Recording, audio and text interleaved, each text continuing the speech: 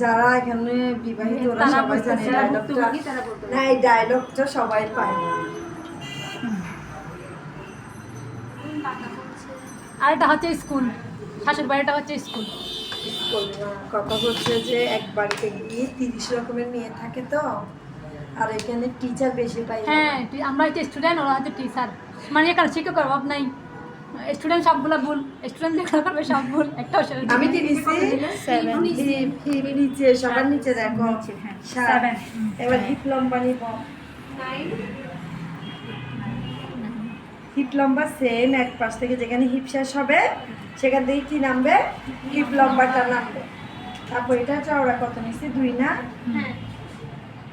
দেখছো এই লাইন থেকে, এই লাইন থেকে কি নিছি, হিপ চওড়াটা নিছি। তারপর আমি এখানে একটা বক্স করে ফেলি, কেমন? এখানে বাকি আছে কত আমার, 3 3.5 মতো বাকি আছে না? তাহলে আমি একটু মিডল করি, কেমন? মিডলটা করি এই স্কেলটা দিয়ে করলে না হয় না, কেমন এটা বাঁকাতে। এটা তো কামিজের শেপটা করার জন্য না, এটা হচ্ছে সব শেপ টেপের জন্য করছে তো। পায়ের গোলামুখ কত 7 না?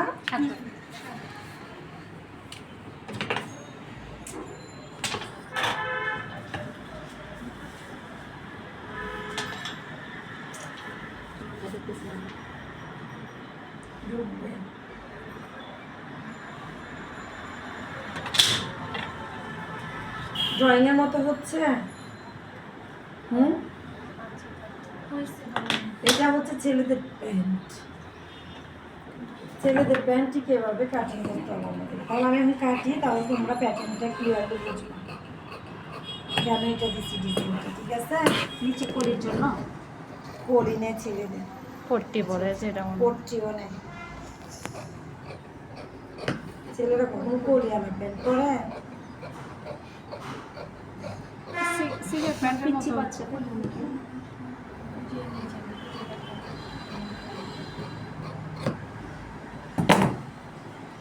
এটা হচ্ছে আমি যখন সেলাই করব তখন এটা এভাবে প্যান্টটা সেলাই হয়ে যাবে।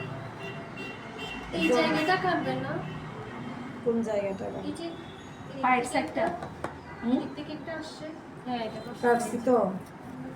এ দেখো, এটা যখন এটার সাথে সেলাই দিব, এটা যখন এটার সাথে সেলাই দিব, দেখছো এই শেপটা কাটতে হয় যে এই জন্য। কিন্তু ইউটিউবে এই শেপটা কাটে না, কতগুলো এখন অনেকগুলো টিচার হয়ে গেছে না ইউটিউবে, ওরা এগুলো কাটে না। মানে একটা শিখছে, এটা দিয়ে ইউটিউব খুলে চালাই দিচ্ছে অনেকগুলো। চলো এবার সেলাই করি, কেমন? তো এই যে পায়ের ইয়াটা করতে পারবে ফাঁকটা, এই যে যে এখানে ফাঁক? এই যে এই পায়ের ওখানে একটু করেই আসে তো এটা সেলানোর পরে না বুঝবো কোথেকে আসবে, পায়ে তো আমি কাটিং করে কি বোঝা যাবে? কেউ বুঝবে না যেটা প্যান্ট হয়ে গেলে তাও বোঝা গেছে।